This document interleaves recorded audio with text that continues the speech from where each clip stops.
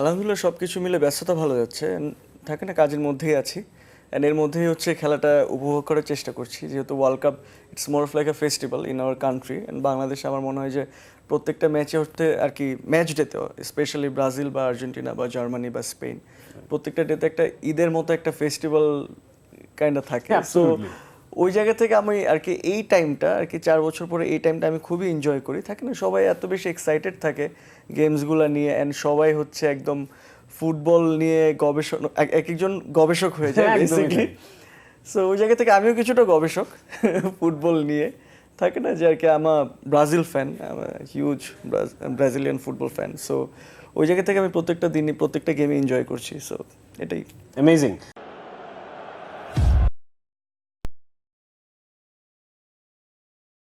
So Partha ভাই, সবাইকে আমি যে কোয়েশ্চেনটা সবার আগে জিজ্ঞেস করি যে ফুটবল ওয়ার্ল্ড কাপটা যখন আসে সবাই একটা মনে হয় যে ফুটবলটা কত গভীর ভাবে ফলো করা হয়, বাট আসলে কিন্তু 4 বছর পর পর দেখা।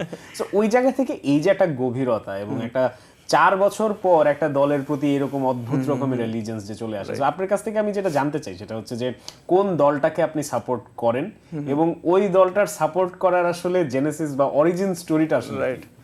সো ছোটবেলা থেকে আবার মনে আছে আমি ব্রাজিলের ব্যাপারে ফার্স্ট এক্সপোজড হই একটা এইজ অফ কত 7 or 8 আমার কাজিনের সাথে। সো বেসিক্যালি হচ্ছে কাজিন হচ্ছে ব্রাজিল সাপোর্ট করতো, আমার থেকে 2 to 3 years এর বড় হবে আমার মেয়ে কাজিন। সো ও হচ্ছে ব্রাজিলিয়ান হচ্ছে একটা ফ্ল্যাগ আঁকতো ছোটোবেলায়, ড্র করতে পারতো ব্রাজিলিয়ান ফ্ল্যাগ। আমি বলছি এটা কোন দেশের ফ্ল্যাগ, এটা তো this doesn't look like Bangladeshi flag, right? So বলে এটা ব্রাজিলের হচ্ছে পতাকা। সো আমি বললাম যে এটা কি করে, এই কান্ট্রিটা কি করে? বলে ওরা অনেক ভালো ফুটবল খেলে। ইন্টারেস্টিং। ওরা অনেক ভালো ফুটবল খেলে। আমি লাইক আমি এটা শিখতে চাই, পতাকাটা আঁকা। সো আমার মনে আছে যে আমি হচ্ছে যে একটা ওয়ালের মধ্যে ব্রাজিলের হচ্ছে একটা ফ্ল্যাগটা হচ্ছে ড্র করি। সো ওই জায়গা থেকে হচ্ছে আমার ব্রাজিলের ব্যাপারে হচ্ছে আমার এক্সপোজার হচ্ছে আমি পাই ফার্স্ট ব্রাজিলের সম্পর্কে, অ্যান্ড ওই জায়গা থেকে ফলো করা অ্যাকচুয়ালি। অ্যান্ড বড় হওয়ার সাথে সাথে ওদের খেলাধুলা থেকে শুরু করে সব কিছু দেখছি, and I become a fan ওই জায়গা থেকে। ফুটবলের যে একটা নাটকীয়তা যেটা আমি শুরুতে বলছিলাম যে মাঝে মাঝে কিছু খেলা দেখে আমাদেরকে মনে হয় যে এটা আসলে স্ক্রিপ্ট লিখলেও এর থেকে ভালো স্ক্রিপ্ট আসলে লেখা যাইতো না, এবং একই সাথে যেই হার্ট ব্রেক, যেই এক্সাইটমেন্ট, যেই ক্লাইম্যাক্স আসলে ফুটবলে দেখতে পাওয়া যায়। সো এটার আপনার প্রফেশন এবং ফুটবল এই দুইটার মধ্যে আপনি কিরকম একটা মিল দেখতে পান? অফকোর্স আর কি পুরোটা হচ্ছে আর কি ড্রামাতে যেমন প্লট টুইস্ট থাকে, কোনো একটা আর কি থাকে না, কোনো একটা প্লটের উপরে বেস করে তো পুরো গল্পটা ডিল করা হয়, কোনো একটা ক্রাইসিস থাকে, তারপর ওটা ওভারকাম করে। সো এরকম করে কিন্তু ফুটবলও কিন্তু একই সেম থাকে না, যে কোনো একটা টিম ফার্স্টে 45 মিনিটস হচ্ছে একদম পুরা অ্যাটাকিং একটা মুডে খেলতেছে, ফার্স্টে পরে যে হচ্ছে অন্য টিম প্রেস করতেছে। সো আলটিমেটলি আমার মনে হয় যে এটা আর কি ড্রামার সাথে অনেক বেশি ইন্টারকানেক্টেড ফুটবলটা। যেমন আমি লাস্ট যেমন জার্মানি ম্যাচটা দেখলাম আর কি, প্যান্টলি শুটারটা দেখলাম। সো ওইটার মধ্যে মনে হচ্ছে যে ভাই শিট আর কি, এটা পুরো যদি স্ক্রিপ্ট করা যায় তো এটা কোনো ড্রামাতে প্লেস করা যায় তো এটা আনবিলিভেবল একটা জিনিস হতো। ফার্স্টে হচ্ছে পিছায় গেল জার্মানি, তারপর আবার আসলো ইকুয়ালাইজ করলো, নেক্সট টাইম একটা গোলও দিল,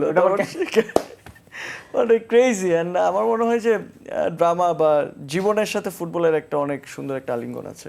আই থিঙ্ক মানে এটা আমরা মনে হয় ফুটবলে একটা রিফ্লেকশন দেখতে পাই আমাদের জীবনের, এবং আমরা যেভাবে আসলে চিন্তা করি সবকিছু, যার কারণে হয়তো এই খেলাটার সাথে আমাদের এই একাত্মতাটা অনেক লাস্ট ইভেন জাপান আর ব্রাজিলের যে ম্যাচটা হলো, সো জাপান যখন ফার্স্টে গোল দিল, সো সবাই তো আমার আর্জেন্টাইন যত ফ্যান ছিল আমরা একসাথে বসে খেলা দেখতেছিলাম আর কি। আমরা সবাই কি হয়েছে আমাদের যে কি হইলো এটা, থাকে না এরকম একটা সিচুয়েশন। আমি জাস্ট চুপ করে বসেছিলাম, আই ওয়াজ লাইক যে কার্লোর উপরে আমার একটা ভরসা আছে। অ্যান্ড থাকে না যে ইউরোপিয়ান অর্গানাইজেশন আর কি ওই স্ট্যান্ডার্ডের ফুটবলটা যখন ব্রাজিলিয়ান ক্রিয়েটিভিটিতে ঢোকাচ্ছে, so ultimately there might be something. থাকে না যে আমি শুরু থেকে দেখছি যে ব্রাজিলিয়ান টিমটা হচ্ছে ইভলভ করতেছে, যেমন ফার্স্ট গেম থেকে সেকেন্ড গেম থেকে থার্ড গেম, অ্যান্ড সব জায়গাতে হচ্ছে ওরা একটা থাকে না অ্যাডপ্ট করতেছে with the situation, I believe আর কি আমার যেটা observation. Real Madrid Champions League last যেটা কার্লোর আন্ডারে জিতলো, এবং তার আগেরটাও যখন জিতলো, মানে দুইবারই কিন্তু মনে হচ্ছিল না যে Real Madrid are the favourite, right, এবং রিয়াল মাদ্রিদকে কেউই ওরকম বড় বড় তকমা দিচ্ছিল, আরো ফেভারিট কিছু টিম তখন ছিল, বাট তাও কিন্তু after game match after match যেভাবে একটা গ্রো হইছে রিয়াল মাদ্রিদ টিমটা, ব্রাজিলের খেলার মধ্যেও কিন্তু ওই ব্যাপারটাই কিন্তু দেখা যাচ্ছে প্যাটার্নটা। বিকজ ফার্স্ট ম্যাচ দেখার পরে I was like so disappointed, right. আমার মনে হয়েছে যে শেট আমি কি আর কি এটা কি দেখতেছি এত আমি আশা আমি কাদেরকে কাকে নিয়ে দেখতেছি কাদেরকে দেখতেছি ওরা কি খেলতে নামছে না কি করতে নামছে যা থাকে না যে প্যাসিং থেকে শুরু করে কোনো কিছুর অ্যাকুরেসি নাই নাথিং খাপছাড়া একটা ব্যাপার। খাপছাড়া একটা ব্যাপার ছিল সো সেকেন্ড ম্যাচে যেটা একটু ভালোভাবে ওভারকাম করছে থার্ড ম্যাচে সো অন এটাই For more updates, subscribe to our YouTube channel and click on the bell icon. Follow us on Facebook and Instagram. Download T Sports app to enjoy exciting games and highlights. Visit tsports.com.